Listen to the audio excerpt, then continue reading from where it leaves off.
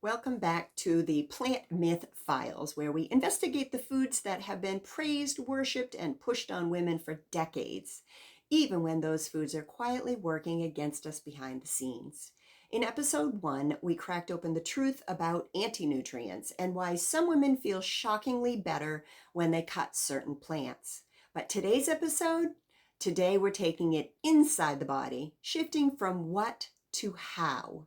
Because it's one thing to say oxalates cause inflammation, and it's another thing entirely to show how spinach smoothie can turn into joint pain, bladder irritation, or exhaustion by dinner time. So if you've ever wondered, what is actually happening inside my gut? Why does one food trigger my symptoms and another doesn't? Why did these issues show up after 50 and not before? Is my body reacting or trying to protect me? Then grab your lab coat, ladies. We're going full detective mode today, under the microscope, inside the tissue, following the biochemical breadcrumbs. This isn't a repeat of episode 1. This is the mechanism episode, the missing piece that nobody explains. Let's start in the gut, the forgotten battlefield. Your gut lining is supposed to be tight, selective, smart, kind of like the world's strictest VIP bouncer. Only the right molecules get through the door. Everything else gets blocked. But here's the twist. Lectins act like the rowdy club crashers. They don't wait in line. They don't respect boundaries. They bind to the gut wall and start messing with the locks. Literally. Lectins attach to the cells in your gut and interfere with how those cells communicate. It's like someone cutting the walkie-talkie for the security system.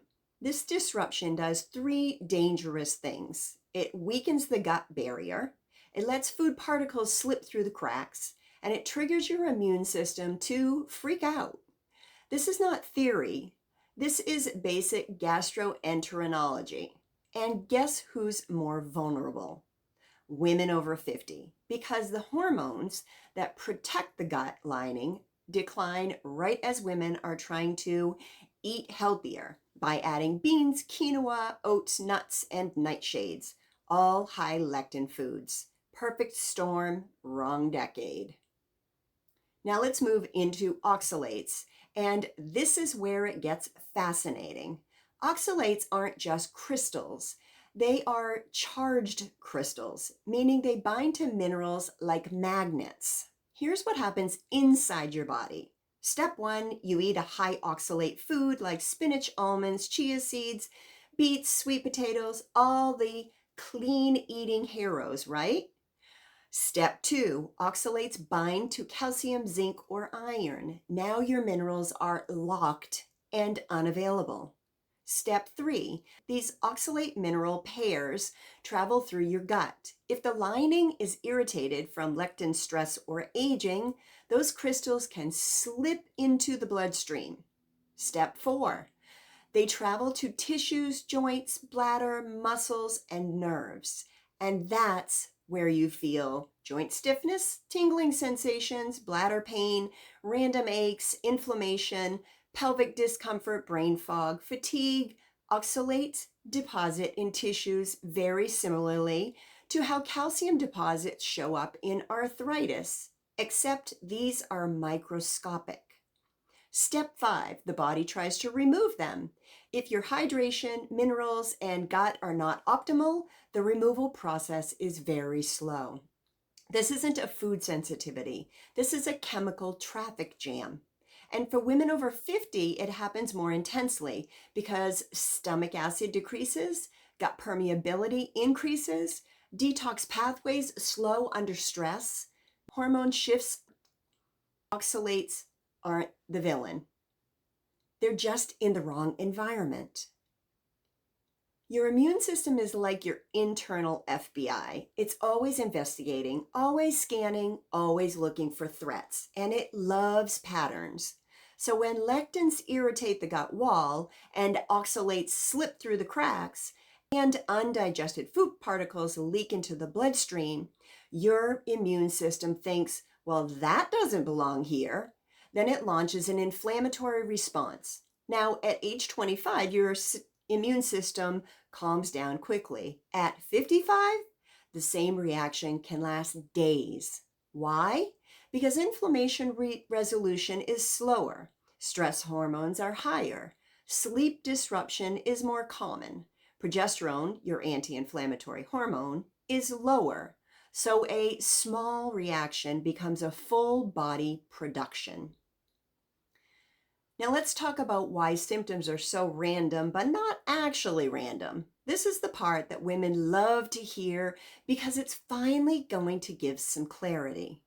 Oxalates and lectins can trigger in completely different systems depending on where they travel. If they deposit in joints, you're going to get pain and stiffness, morning pain, hand swelling, knee aches.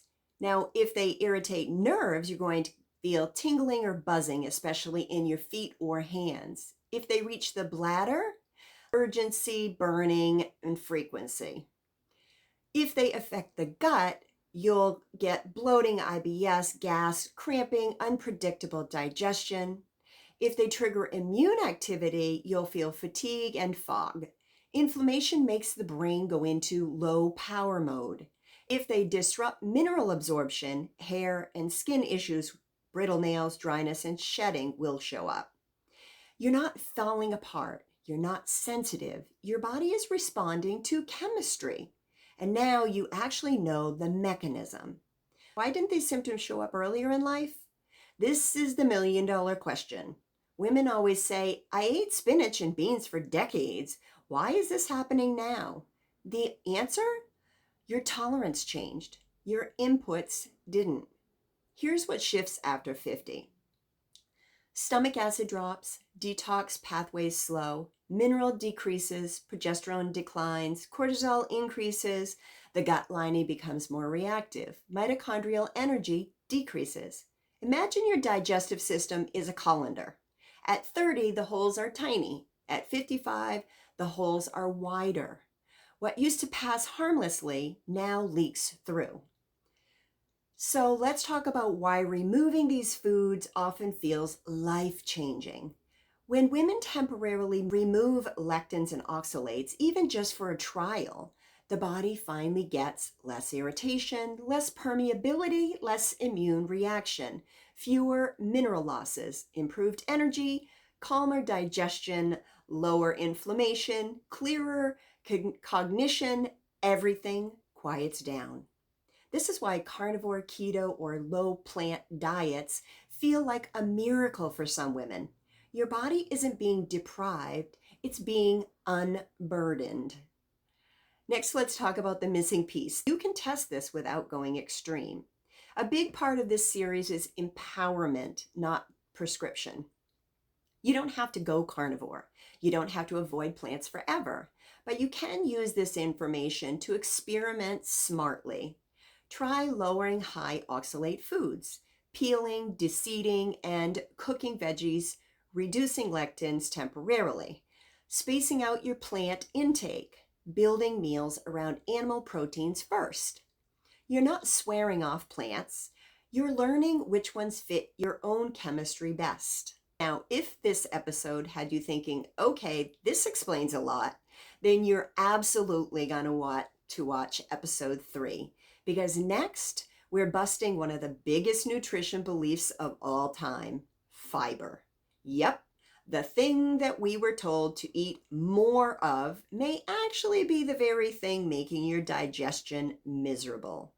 Episode 3 reveals how fiber really behaves in your gut and why so many women over 50 feel worse when they add more roughage. It's either already live or dropping within a few days, so stick with me. This investigation is far from over. And as always, be good to yourself, be good to others, and keep loving life over 50.